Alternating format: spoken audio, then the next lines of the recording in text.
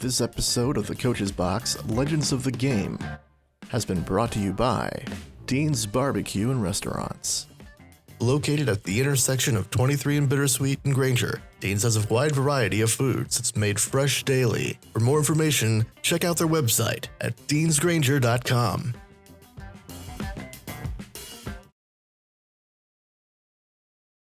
Good evening, everyone. Welcome to the Regional Radio Sports Network. We are broadcasting live and in living color from Beef O'Brady's, State Road 23 in Granger, Indiana. My name is Paul Condry, alongside Ron Hecklinski across the table. Glad you can join us here for Legends Edition number 5. We are excited about this one today. A couple of guys that we've had a chance to work with over the many, many years.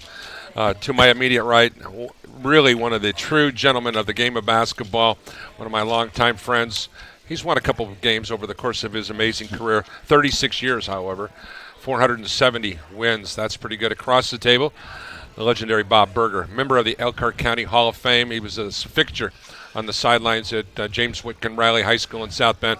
Glad to have these guys. Before we take our quick first time out here, Coach Heck, I know that you're excited about this one. You had a chance to compete with these guys. You've had a chance to know them as friends, as colleagues. You always, one thing in mind is the long-time friendship that you have, but you also wanted to kick their fanny on Friday nights, didn't you?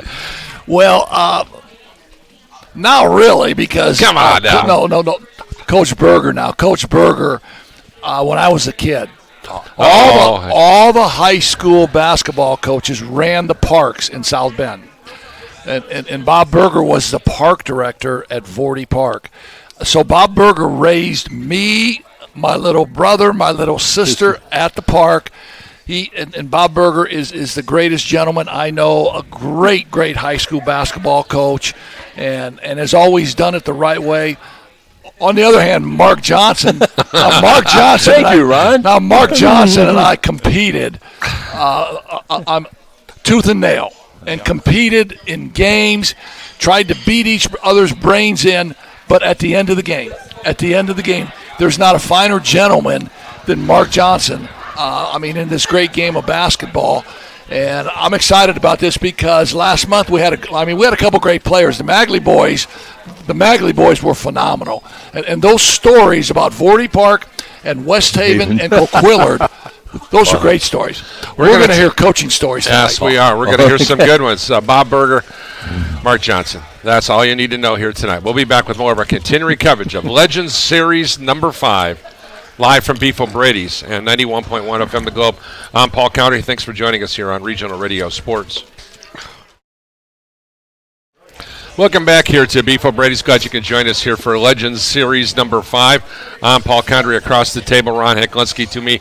To my right, the legendary Mark Johnson. Across the table, the legendary Bob Berger. Bob's a member of the Elkhart County Hall of Fame. But I'm going to start with my good friend Mark Johnson. 813 games he coached as a high school coach. Totally dedicated his entire career to the advancement of not only the game, but trying to change the minds and attitudes and the behaviors of young men across the many, many years of many, many games. 50 wins in his final 3 seasons at St. Joe. 44 years of coaching, including 5 as an assistant with the legendary George Griffith at LaSalle. He also spent some time at Valparaiso University and, of course, 8 sectional championships, 4 regional championships, and ironically, in 3 different schools. One at South Bend Raleigh, one at St. Joe, and one at Bishop Dwenger. So that's who we have here in the gold. Across the table, Bob Berger. What an amazing career he had, not only as a coach but also as an athlete. I think his prowess on the court may be a little bit better than Mark's. I don't know. Well, that could be arguable at this stage. We're sure not going one-on-one tonight. Right, we're not going there. But 32 years of basketball in the South Bend community, including 20 at South Bend Riley. He had a sensational career here. So now we have set the table for our audience here tonight. I'm going to start with Mark. And for Mark, obviously, who grew up in tiny Brookville, Indiana, some major memories as you dig back in the membrane upstairs there, Mark, and talk about where you fell in love with Indiana high school basketball. Well, Paul, we've been doing this for a long time, and when I think of the 44 years, and I took 1 year off, and I was able to work with you, and then I got back into that, and so really I was literally involved for 45 years. And when you think of Brookville, Indiana, you think of, little communities, even though Wapahani, where Ron coached at, very small school, but really, really big into their athletics.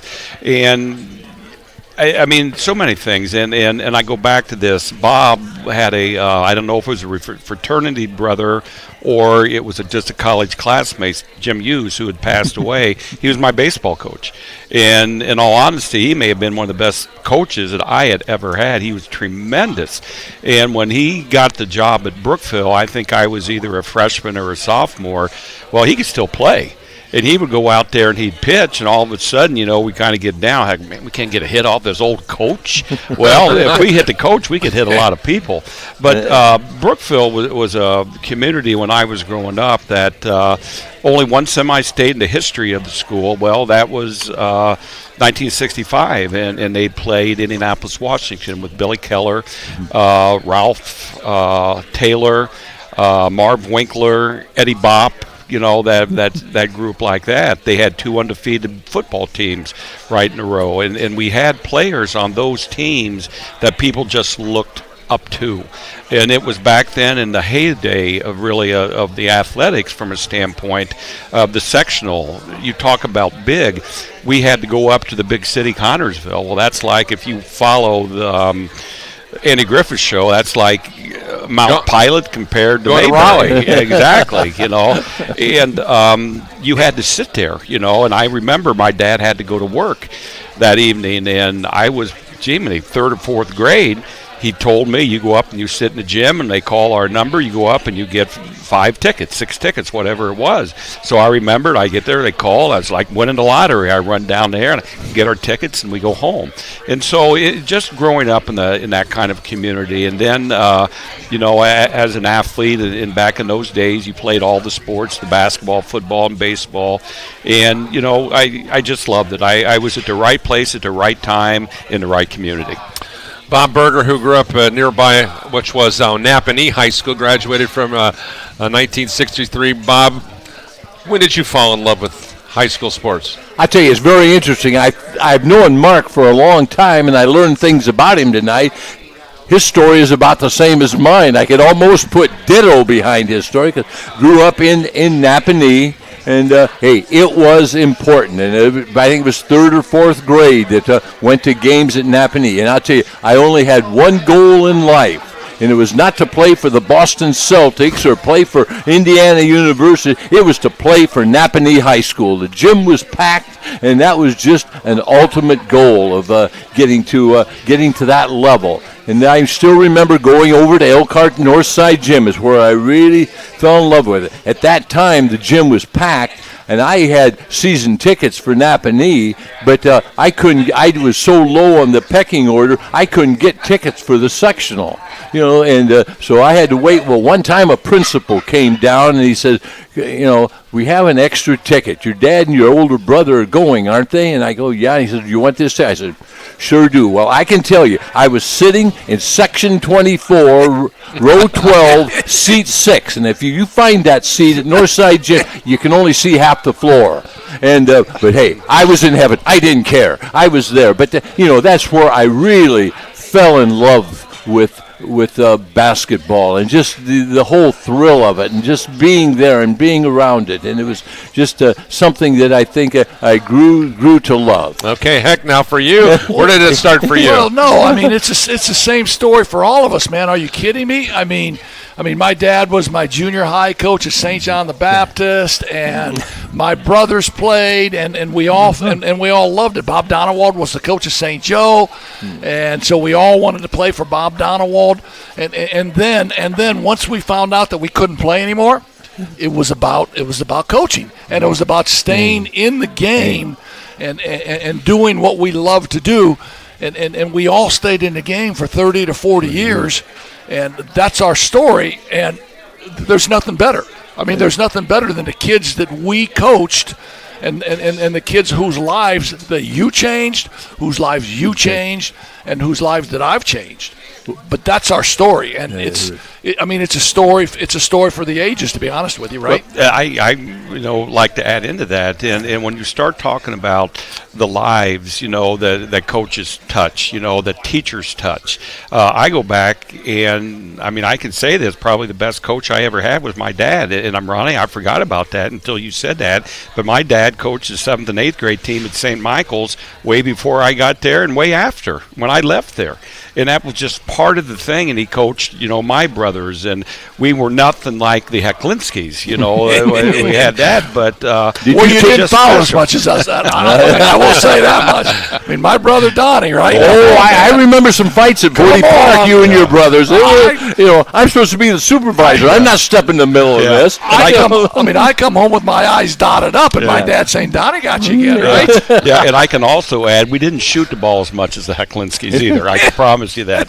But it does become people, I think, many times. And I got to add to it, as you brought up, Coach Donovan, I played for what I think, in my opinion, one of the greatest high school basketball coaches ever, and that was Keith Doherty, who just passed last fall. And he was just a great coach, and just one of those guys. He just made you want to play and wanted to play hard and taught you to love it. He was tough on us. I tell you, he was tough, and he didn't take less than 100% effort. And but just people like that are around. We all have those people that really had great influences on our lives. You had a couple great mentors when you were an assistant coach at South Bend LaSalle with George Leonikis, with George Griffith, right? George Griffith, yes, and Bob Rensberger, the original coach at South Bend. Those were just outstanding people. And I do think that sometimes people are missing those type of mentors. I'm glad you brought that up because, we put in our time, I think Mark and I and you did too, with some just great head coaches. You learned the game. You learned all about the game and what it was about. Sometimes I think people get, they want to be a head coach now. And, sometimes they can find one and get in there. I think if they're just a little more patient and learn from these outstanding people. Bob Rensberger, All-American at Notre Dame, and got the program of it. George Leonikis, Mr. Optimism. We could be down 7 points with George. 30 seconds to go. We had the ball. Bob, we can still get this game. Let's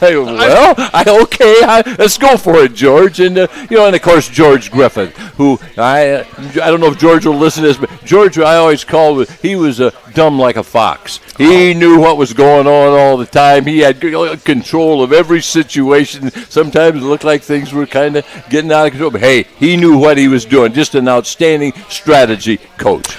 Mark, so let's start with George Griffith. I know that I had a chance to meet him, and I was blessed when I received the Skip Collins, or not the Skip Collins Award, but the Virgil Sweet Award back in the early 90s, and got a chance to visit with George at that point in time. But I know that's in all of our many, many conversations, that's a guy who really, really made a mindful impact in your career. Well, without a doubt, and I've said this many times, without George Griffith, there is no Mark Johnson. And for me to be able to get the job at LaSalle, I had to leave, Mark. Well, okay, I come back on that. Okay. Excuse me, Mark, for interrupting. But I did replace Bob, and Bob reminds me that many times. But I was extremely fortunate, to where when I got that job, there was a lot of people that probably weren't real happy with me. And that was the Griff's very first big run, and they got beaten in a semi-state by Drake Morris in East Chicago. And I followed it all the way through on TV. I was in Berman, Indiana at Triton for my first year out of college. And on Sunday they had a big story about the game, and I looked in the phone book, and it was kind of funny. I saw this on the Major League Baseball thing just the other day, to where when Sparky Anderson was the manager of the Reds, that he had his name in the white pages. He had down, and if you wanted, you looked at George Anderson, and that was his name. Sparky. Well, if anybody wanted to call George Anderson, they went to Cincinnati phone book and they looked it up and they called. Who would have thought that? Well, that's what I did with George, and I looked it up. George Griffith. I called, and he said, yeah. I said, why don't you come up to school, on Wednesday or Thursday? So I took the day off at Triton, and I went up to the big city, and I sat down and I talked with him, and then from there I sat and I talked with the principal, Roy Hafner, the athletic director, Harry Lewandowski, and with those two, you don't get much better than those. And the department head in business at that time was Darlene McDonald. And so I sat down. I thought I was just going to talk to George. Well, it was kind of like an interview. And they said, well, okay, why don't you go sit out in the front? And Mrs. Gerhold was the secretary at that time. She said, Mark, just have a seat. They'll get back with you. And Roy Hafner called me back in the office, and he said, Mark, we'd like to offer you this job. I said, you're kidding me. He said, no, we got some paperwork to do. Well, he said, and what you'll do, you'll teach 5 classes of business, and you will be assistant track coach, and you'll be assistant basketball coach. And I said, well, Mr. Hafner, I said, I've never even been to a track meet, let alone coach track.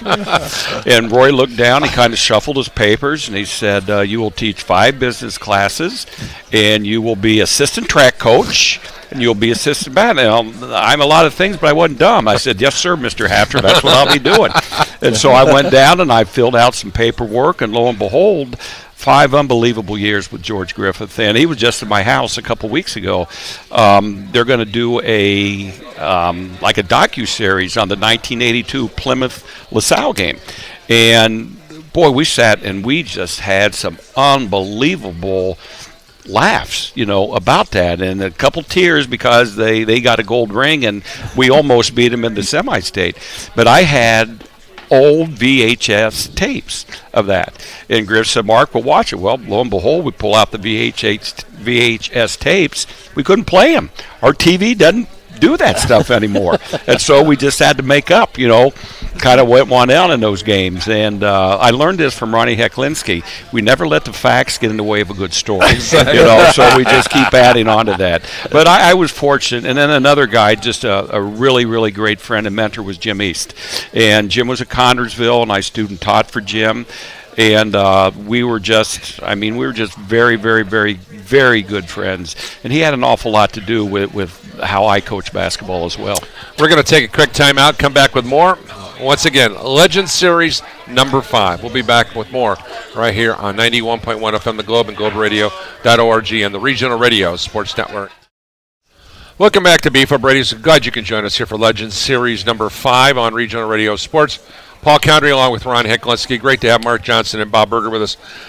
Earlier this week, I had a chance to reflect back on a dear, dear friend, Coach. John Meyer gave me my opportunity after I got out of coaching in the 80s back in Northwest Indiana. John Meyer hired me to run this radio station without any radio experience, just based upon my athletic coaching background, sales experience, and the ability to do what I do. Little did we know, 35 years later, that we'd still be doing this gig. But John passed away. His daughter Dawn was a fixture here on WNDU as a news journalist for many, many years. But John Meyer passed away this past week, and we talked about people giving people chances, talked about coaches being tremendous mentors. Here's a guy who took a chance on some old ball coach who thought he could transition from being a coach into this business, and I'm eternally grateful for John Meyer. So I want to say thanks. And I know this is about, we do this show because we are so grateful for the people who impacted our lives, and we could go on literally for hours. So we got a limited time, and I know you've got a lot on your plate. Well, so I'm talking to Coach Berger here, and Coach Berger spends, I don't know, maybe 8 years at LaSalle, and then you go over to Riley and take the head coaching job at Riley, right? Right, yes. Who did you replace at Riley? I replaced Joe Kreitzman, who at that time Riley and Jackson merged into one high school and became Riley. Well, there was two guys, Don Coddens and Joe Kreitzman. They had two head coaches there. Well, Joe Kreitzman got the job, and he was there for 2 years, and then he resigned, and then it was opened up, and got an opportunity then to go to Riley, and I live on the south side. I consider myself a south sider as well as a Napanee boy, but and so I really thought that was just great, a great place for me to be, and I was very fortunate to be there. 20 years at Riley. 20 years, yes. Your son Robbie played for you there. Well, he did. He was a shooter. And if you want to ask Robbie, ask him how many times he took a charge. Let's put it that way. I don't think defense was right. It's very interesting because his teams are very good defensively. He never played defense. I don't know where he didn't learn it from. Maybe he did remember something. But I asked him one time, how many charges did you take? He said, well, one time I was out on the floor and some guy just ran over me. I didn't see him coming, and they called a charge on it. They called an offensive foul on me. He said that was his one time taking a charge. But very fortunate to coach Rob, and had my other sons and my daughter were there at Riley, and we really made it a good situation for me. Robbie shot the ball well for you. Scored like 935 points, man. And hey, one charge, that's okay. He got run over one time, right? That's right. And never got hurt. Never hurt his wrist, right? That's right. As long as the wrist didn't go down first. I tell you, he was a good shooter. That was the thing, and he thought offensively. Let's say that he thought of getting that ball up. But we had a lot of good kids and a lot of good players. I think I was very fortunate to be at Riley, and some of the outstanding players that went through there. One that you coached, Jamal Sylvester, You got him in Ball State. I had him in high school. Just those type of people that were really great to work with. Silky D, we called him Silky D. Long, athletic, could run the floor, score it, and a better person than a basketball player. He was just an outstanding person, and sometimes you see fans and stuff, they start to identify with certain players, and they gravitate towards good people, good kids, somebody that they can talk to in the halls, or if they're sitting by class, they aren't stuck on themselves and all that. And Jamal kind of had that following where he kind of really brought the Riley student base, kind of really brought them together. He was that type of person. Bob, who was your favorite player growing up? When you were growing up at Napanee High School, did you have one or two guys? I know I'm going to throw the same question out to Mark, but look back, we all had guys. Mark knows this story. I've said it 100 times. I grew up in Northwest Indiana, and I was a freshman when that Pete Turgovich group with Darnell Adel, Reuben Bailey, Junior Bridgman. We could talk about that for an hour, too. So, okay, who's the fifth one? Who's the fifth one? Darnell Adel, Reuben Bailey, Pete Stoddard. Tim Stoddard, Pete Turgovich, and Junior Bridgman. Okay, so I remember watching those guys but so who were some of your basketball heroes growing up at Napanee High School? Well, I tell you, it's very interesting. And as I said earlier, my life was Napanee High School. It wasn't, the Celtics or anybody like that. Well, there was a guy who we thought was a monstrous guy. He was 6'8". Larry Lakins was his name. And he went on and played at North Carolina State. Everett Case used to recruit all of Indiana, and he went down there and had an outstanding career and played for North Carolina. Is in the North Carolina State Hall of Fame. He was drafted by the Philadelphia 76ers, I think they were at the time, something like that. And I do want to say one thing. He made the pass to Wilt Chamberlain to get his 100th point. Wow. I thought I would throw that in. Yeah. So he got a rebound and threw it to him. Who were your favorites growing up? Well, again, you go back to your high school, and the high school team that went to the semi-state, it was like the old DePaul team when they had Skip Dillard in that group there, and I saw one of his segments, and he said, we were the team in Chicago. Well, Brookville was the team. And Wade Urban, who played for Bobby Knight at West Point, we've talked about this before. Mike Krzyzewski was his teammate. Tom Ernie, who played at Jacksonville with Pembroke Burroughs and Artis Gilmore. There was two. Rex Hinesley, who played football at Yale with Calvin Hill. Okay. So there's three. Steve Wilson, who played at Hanover, but long story short, he ended up playing in the ABA with the Denver Rockets. And so there was an awful lot of people. But growing up in the early 60s, if you like basketball, you didn't go too far outside the Cincinnati Bearcats. And they had players Tony Yates and Tom Thacker and George Wilson and Paul Hogue and Indiana. Was there a Dean Foster in that group? Dean Foster wasn't with that group. But he was in the 66 okay, team. All right. Yeah, but and Ron Bonham from Muncie Central, Mike Rolfe. So it was just really, really, like I said, a great time and a great era to where you had, you had an awful lot of role models to look up to. Hypothetically, just hypothetically, do you think basketball would be different had the social media moment we're in right now, if that was back then? Do you think it would have messed things up? Yeah, without a doubt. And this is my opinion, and that and 50 cents will buy you half a pop. But when I think about that, if I would ever hit the big time lottery, I would see if I could get a grant to where nobody uses social media for a year and see how it goes. I would see if I could get a grant to where we could go to single class basketball and may the best team win instead of worrying about one that had an awful lot of success. So we're going to make them play in a different league today instead of just celebrating their success. And I think, what we live in right now, we live in a segment to where that, entitlement is really an enablement seems to be taken over, and I don't think it's really good for everything. My opinion. I'll preface Coach that. Berger, what do you think? And one of the things I see so much on social media, self-promotion. Right. I see kids that are on there all the time.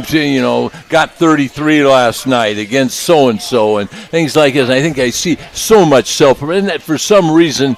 That really bothers me. Hey, if you're a ball player and you got your 33, we'll find out about it. We'll find out what kind of player you are. We'll follow you, and things like that concern me. I kind of picture, how would Bob Knight, how would John Wooden, how would Denny Crum, how would these guys, just some of those great college coaches that we were all in those days, how would they have handled social media? Well, I think, and I'll throw this out, the one thing that I really think that Mike Krzyzewski was able to do, he was able to adapt.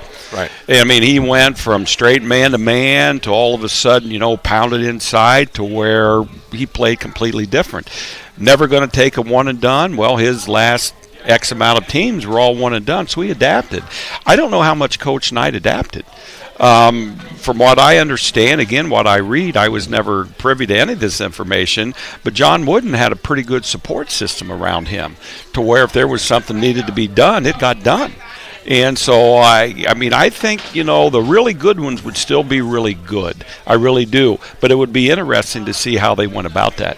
Well, Yeah, I agree with you, Mark. I think being able to adapt, and I think that's what Mark, you and Ron, both you adapt. I think if you go back to your first teams that you coached them a heck of a lot different. I was talking to Steve Scott last night, the Marion girls coach, and he said, we used to throw the ball out on the floor, and girls had to dive after it, and he said then we took charge drills. He says we don't do those anymore. So you have, and the point I'm trying to make is, as Mark said, you have to adapt. And the people that adapt, they can continue, they can play, they can coach in any era, like Mark and Ron have done. Coach Eck? I don't think there's any question about that, but I do think that you always have your go-to stuff that you do, and you're talking about the old nitro drill. You roll that ball out, and two guys are going to dive, and then you get the can of Nitrotan and you spray all the cuts and the bruises. I was doing that drill at the end still. Were you? Okay. I was doing that drill because of the toughness part of it. You're trying to develop toughness in people. Teams like the word adapt. That's a great word, and social media never really bothered me because Number one, I mean, I never did it, and I never allowed phones in the locker room. And so from that standpoint, I mean, I was kind of always just old school still. I mean, it's basketball. Let's practice. Let's get after it. Let's roll. Here's a question I got for you, though. George Griffith leaves and goes to Richmond, right? Mm-hmm. Then you get made the head coach at South Bend LaSalle, right? No, I didn't. I was part of that group in that era right there, that reduction in force. You got riffed. I got riffed, yes. Riffed. So in that era, there was quite a few pretty good young coaches and teachers that you had to make a decision. You know, you're either going to teach somewhere else or you're not going to teach. And so that was a tough one. You know, it really was. And so from there we went down, we packed up and started like a 10-year journey. And from there, and the last part of that, I mean, I was able to get it at Dwenger. And I absolutely loved it there. And I made this comment before, if I would have to do everything over to do in a basketball sense, I never would have left Dwenger. Except my wife and I, we had 3 young children and one on the way. We received, could have received free cheese and eggs. I mean, everything was good except the money. And so I had an opportunity and was able to get back. I coached in college, and this was after we got beat in the semi-state. Sean Kemp, I think we held him to 50 points and 60 rebounds, and they beat us by 5. You know, and so that was, you know, that was we were, I don't know, Ronnie, real quickly, and I just to follow up on this, if we were good enough to win the state, but we were good enough to go to the state, you know, and I don't know if we could have beat Muncie Central. You and I coached in college at the same time. I was an assistant coach at Ball State. I You were remember. at Valpo, and we used to run into each other. I mean, we recruited the same guys. Yes. And we would run into each other, talk Indiana high school basketball, talk how we missed Indiana high school basketball. Without a doubt. And I'll throw you another one out there, Doug Mitchell. Oh, and when I can remember we were at Rensselaer at the BC camp, and we were talking when we went to this ice cream joint. And we sat out there, and I think I had 3 sundaes, and he had 4 milkshakes. And we say, what in the heck are we doing here? You know, what are we doing? And we just kind of, like you said, Ronnie, we wanted to get back in it. And I was fortunate, you know, to be able to come back to South Bend. And only one person, Harry Lewandowski, when he knew I was interviewing, he said, Mark, I'm going to tell you this, it's not the same. Understand this is not the same. And we all have the ego in us to where we think that we can be the person that can get it back to being where it was and all that. Boy, it was tough. It was tough. And it took me maybe 2 seconds to walk into the hallways in the first day of school. Harry told me right, it wasn't the same. But it was still special. But it was coaching still. I took the Anderson job, you took the LaSalle job, and Doug Mitchell took the North Central job. Yes. And we were back rolling again. And we were back rolling again. And also, we'll go back a little more history on this. Bob Berger that we were talking about, he was my first assistant at LaSalle. And then he goes, you know, something happened with his certification, and he ended up going to Anderson and working for you. You know, 2 years at Anderson. Yes. I mean, just a great mind, a great presence on the practice court. Yes. I mean, just understood basketball, and he leaves me and goes down to Orlando and Rollins College. Stays at Rollins College for a while. And he met your buddy Calvin Bailey. Yes, That's who took him away from Anderson. Yes, and then Rob was on his roll. That's right. Yeah. Yeah. Great times, Paul. You're back up in Northwest Indiana, and you're doing the thing in Northwest Indiana while we're doing all this. Mark brought up Jim East. I was blessed to be able to be in the Duneland Conference for 25 years as the primary voice over there.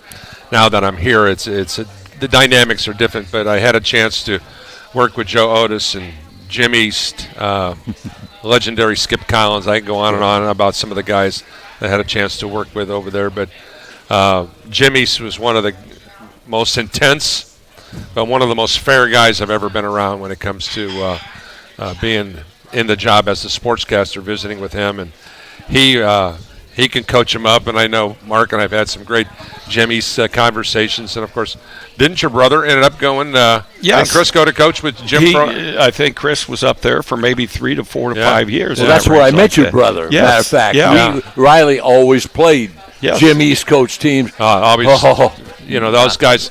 It'll drive you out of coaching. Oh, I tell you what, and the other guys, and I don't think I've had a chance to have Coach Berger on as my broadcast partner, but I think about how blessed I have been over the course of my career to have Mark Johnson, Ron Hecklinski, Skip Collins.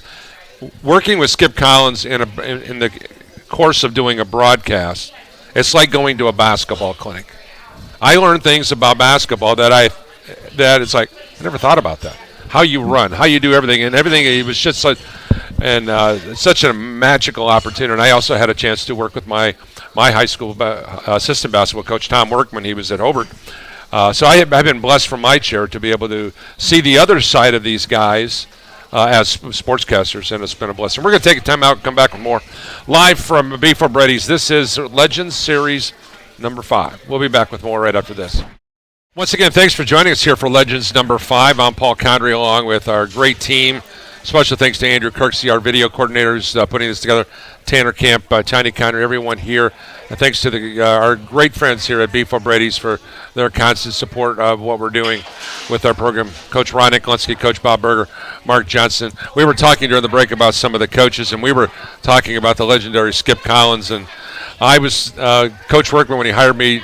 My first job as a 7th grade basketball coach was, what we're going to do, Paul, is we're going to institute the Valparaiso High School free throw shooting technique. I need for you to understand it. I need for you to learn it. I need for you to do everything. So obviously I didn't shoot the Valparaiso High School free throw shooting tech in high school, so I had to learn every aspect of it. So I remember reaching out to Skip and him breaking it down. And, of course, then, and ironically, if you go back and look at some of those yearbooks that just a Gene Miller puts out, the annual record book. I had, I think, 6 of my 7 years, I had teams in the top 5 in free throw shooting. So I guess I was doing something right. But, man, could Skip coach him up, huh? Boy, he sure could. And the thing where I think about this, in my younger days, I used to work basketball camps all over. I worked for Joe B. Hall. I worked Diggers Camp. I worked IU's camp. Dave Hadaway had a camp out in Angola. But we used to work the camp, Skip's camp, you had down at Marion College. And, I mean, we had so much fun. But the story I wanted to tell is that in all the coaches that I had been around, there was only one coach that really intimidated me, and that was Skip Collins. And we were in that gym, everybody was dripping sweat, and there was Skip in his Bermuda shorts and his penny loafers and no socks and his 3-button, not a drop of sweat on him. And, we're just thinking, man, I didn't feel that way with Bobby Knight. With Digger, you still a bit there. But when Skip was looking over your shoulder, you wanted to make sure that we were doing that right. Oh, he fundamentally one of the best coaches of all time. Coach Berger, did you have a guy that you coached against that you look back and say, man, this guy, he's maybe an intimidating factor, or maybe not necessarily as an intimidating factor, but a guy that's like, how am I going to beat this guy? I'll tell you, there are people that are like that, and, okay, I have one that it's kind of interesting because he was a coach at John Glenn, Gordon Mawson. Okay. We go down there and I think he's the assistant at Plymouth right now. He was at Argus. Now he's assistant. Talked to him earlier. But you went up against his teams. You just weren't sure what's going to happen. Hey, we had more talent. I'll admit that. But his teams just were always there. And I think we split 500 against John Glenn. But he was just an outstanding coach and just one that I was envious of or intimidated by because he could get so much out of his kids, and I think that's was a great sign of an outstanding coach. Coach Eck, how about you? Was there a guy that you coached against that just like, oh my goodness, I got to go up against that dude tonight? I mean, Bill Green and Bill Harrell and those guys. Are you kidding me? And I'm talking about Gordon Mawson, not Gordon, my buddy. Those guys. They were the pros. And you would be on the bench, and Bill Green's, talking about his matchup zone. Bill Harrell, you could just vision a cigar coming out of his mouth as he's ripping a ref. And I had no business being on the floor with those guys. And at first I thought that. And then as I coached against them, then we coach, man. Yeah. I mean, then we coach. I mean, Yeah, that's right. and we You're coach right, against Ron. anybody. But, Yeah.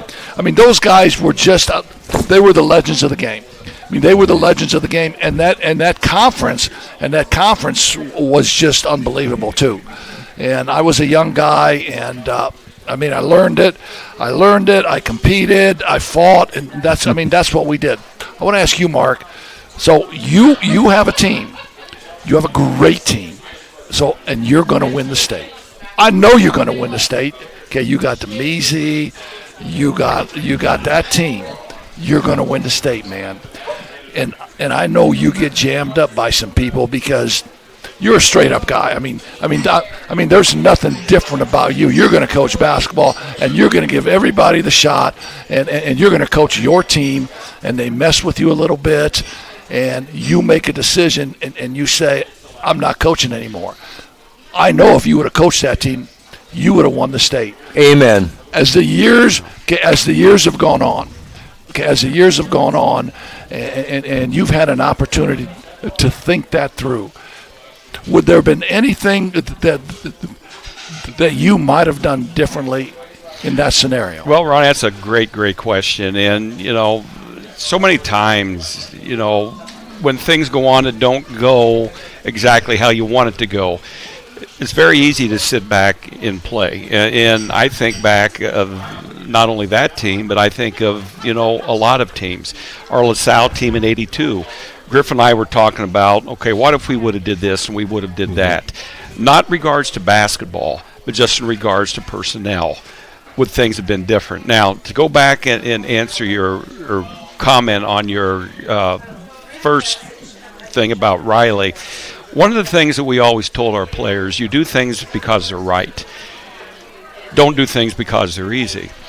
And I had again, very, very fortunate. I grew up, being taught right from wrong. And I'm kind of beating around the bush on this, but when I think about me being the coach, that meant I was the coach.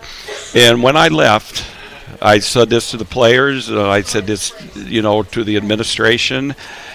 Either I'm going to be the coach or I'm not going to be the coach. I rubber stamp everything.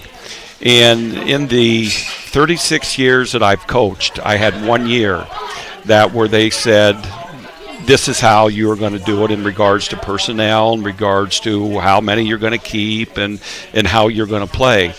And that's when I told them, if you make me do this, then I'm done.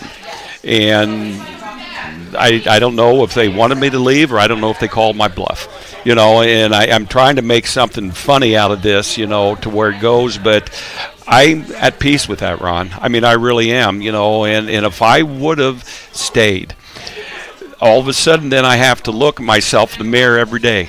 That person owns you. And one of the things that we always tell our player, and I don't want this to sound wrong, but we always say, don't be a whore. And it has nothing to do with prostitution or sex or anything like that, but it meant don't be for sale. And would I have liked to coach that team? The answer is yes. But I didn't. And so I tip my hat, to where I had, I guess, the wherewithal and the support of my wife, to where, yes, you make the right call. And excellent question, and I don't think I gave you an excellent answer. No, I think you gave me a great answer because you spoke 100% from your heart, and I can see in your face how tough that was for you to maybe reminisce about that and to go back and think that through. But, I mean, you spoke directly from your heart, so you answered my question 100%. Well, I really appreciate it. And, again, I still are in contact with a lot of those players. And I remember that I went to I didn't see him play much. I was doing radio with Paul then. And I saw him against Penn. And I went and saw my brother play in the regional. And my brother got beat, so we came home. And my wife was saying, well, you want to go to the game? And I said, what game? A Riley game. No. Yeah, you're going to go. And so she and I don't remember if my neighbors went with us or not, but we went to the game, and I went out there, and I had a teacher come up to me. Mark, so-and-so is really having a rough time. He wants you to come and talk to him. I said, no. I'm not doing that, no. And so I stayed away from that. But I did go back. I'm pretty close to Demese, and I went and saw him play. He's playing now for Detroit Mercy, and I saw him play against IPFW. And I tell you, he plays with a really good player. Mike Davis's son. Mike Davis' son. Yeah, right. I can't think of his first name, but it's Mike Davis's son. And I went and I talked to Mike afterwards. Measy was really proud and introduced me. And one of my former players, and Bob, you coached against him, Eric Ivory, was Mike Davis's manager at IU. And we small talked about him, and it was just a really, really good thing. But, Ron, no different than you, and I'll hang this up real quick. And, Bob, we have had tremendous, tremendous relationships with all of our players. I had a player of mine from Dwenger that called me up a couple days ago, and he said, Coach, I was thinking of you, da-da-da. Well, lo and behold, his sister had just died, killed in a snowmobile accident. I wouldn't have known that. And it's just kind of going back. These are the connections that you have, and these are the ones that why we coach. We're going to take our final break here from Beef O'Brady's. Once again, Legends Series number 5 with Mark Johnson, of course, the Coach Heck, and, of course, Coach Bob Berger. We'll be back with more right after this. Welcome back here on Regional Radio Sports. Glad you can join us here today. I'm blessed, folks, 35 years as a broadcast journalist, to be able to get to know some amazing people. I just feel blessed every single day. This is what I wanted to do when I was 4 years old. And I'm here at 66 years old, hanging out with some of the coolest dudes you'd ever want to be around. Bob Berger, once again, Mark Johnson, my great friend Ron Hecklinski. All right, guys, Chris Giesman said to me, the legendary football coach at Penn, said, you just know when you know. That's it.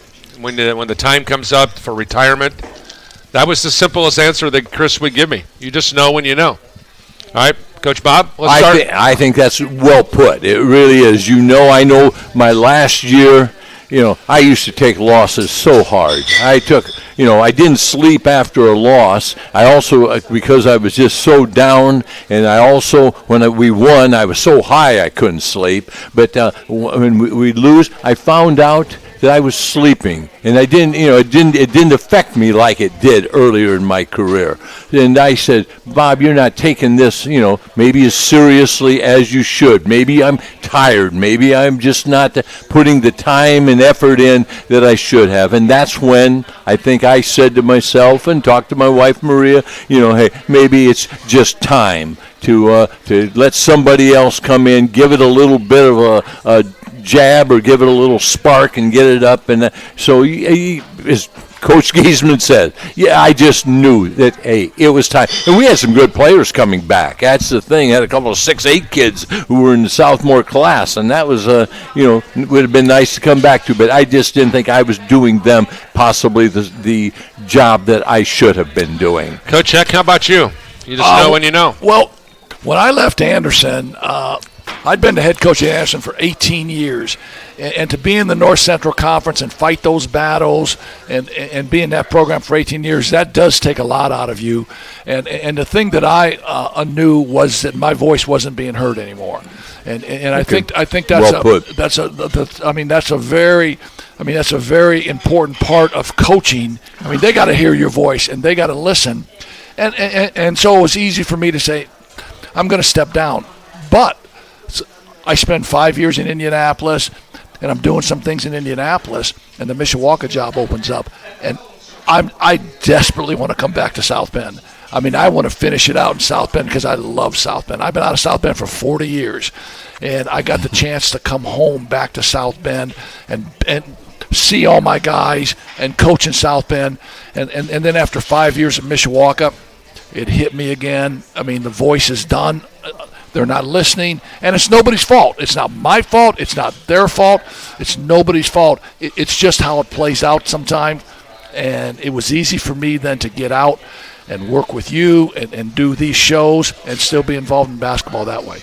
Mark, how about you? Well, the first time that I retired, Ronnie brought this up. I didn't really retire, because I really didn't want to leave. And I wasn't done, but I was at peace with it. That's it.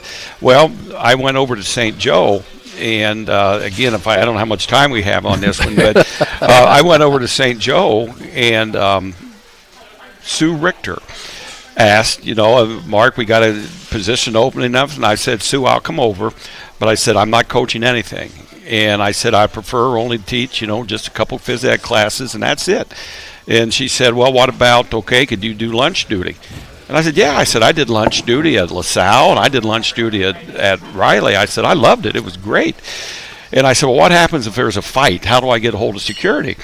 And she looked at me, and another person looked at me and said, well, the last time we had a fight was 12 years ago when the lady said, stop, and the fight stopped.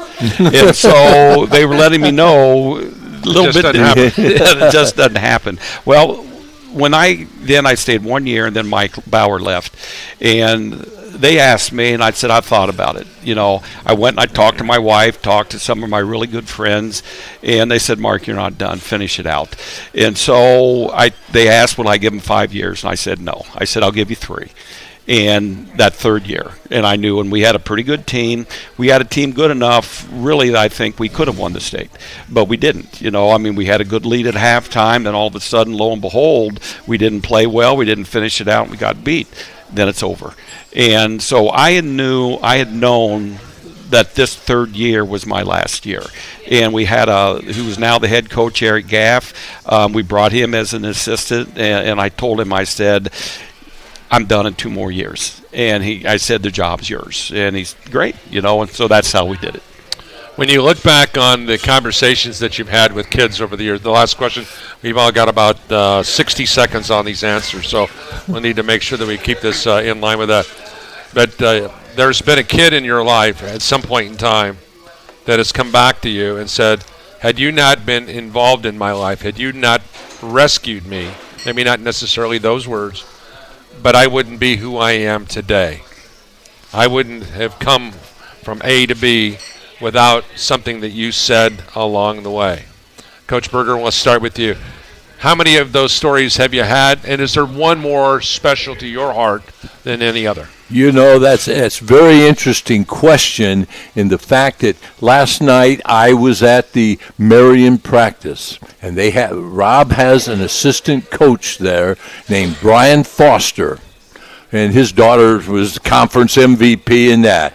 And we got talking, and he talked about, and he didn't play for me. His older brother was a part of the program, and he said some very positive things and how important that was. He says, when I was a little kid, I wanted to play for you. I wanted to be get on that Riley team and play hard. And Brian did eventually become a very, very good player. Played a small college in West Virginia.